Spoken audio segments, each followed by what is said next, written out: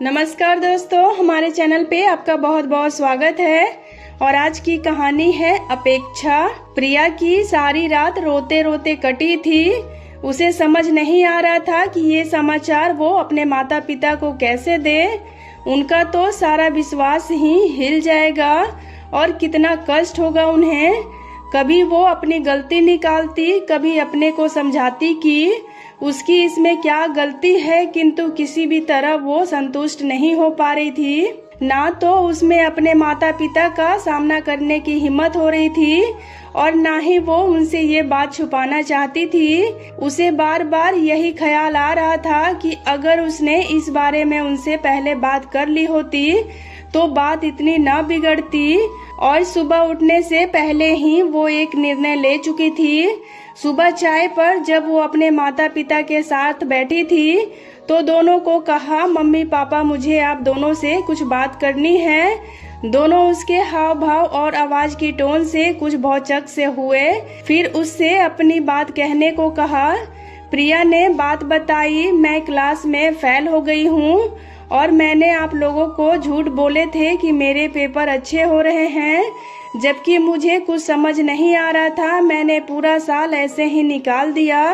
पापा, मैंने बहुत कोशिश की कि मैं साइंस को पढ़ सकूं, पर मुझे कुछ समझ नहीं आता और ट्यूशन पर भी मेरा ध्यान इधर उधर ही रहता था। मम्मी, बहुत हिम्मत करके मैं ये बात कह रही हूँ। मुझे इंजीनियर नहीं बनना और IIT जाने में मेरी रुचि नहीं है। मुझे आर्ट्स पढ़ना है और मैं लेखिका बनना चाहती हूँ। मम्मी पापा ने हैरानी से एक दूसरे की तरफ देखा, शायद देखना चाह रहे हो कि हमारी बेटी 1 साल तक इस बात को कैसे बर्दाश्त किए रही, जबकि उन्होंने तो उससे हमेशा एक अच्छा और खुला रिश्ता रखा है। इधर प्रिया बोलती रही, मम्मी पापा आप दोनों ने ही मुझे बताया था कि आप पर पहले गर्भ में लड़के लड़की के होने का और फिर लड़की यानी मेरा पता लगने पर एबॉर्शन कराने का बहुत दबाव था, पर आपने मुझे जन्म दिया और बहुत अच्छे से पाला। मैं आपसे उसी उम्मीद से कह रही हूँ कि एक इंजीनियर के लिए एक लेखिका की हत्या मत कीजिए प्लीज।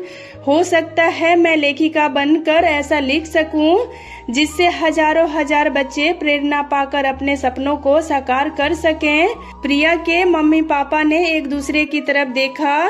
मम्मी के होठों पर हल्की सी मुस्कान आई और पापा ने प्रिया के सर पर प्यार से हाथ रख दिया और उन्होंने एक बार फिर से अपनों की अपेक्षाओं पर बलि होने से बचा लिया था। तो दोस्तों, उम्मीद करती हूँ आपको आज की ये कहानी काफी पसंद आई होगी। तो अगर आपको ये कहानी पसंद आए तो वीडियो को लाइक और चैनल को सब्सक्राइब करना बिल्कुल भी ना भूलें और हो सके तो इसे अपने फैमिली और फ्रेंड्स के साथ शेयर भी करें।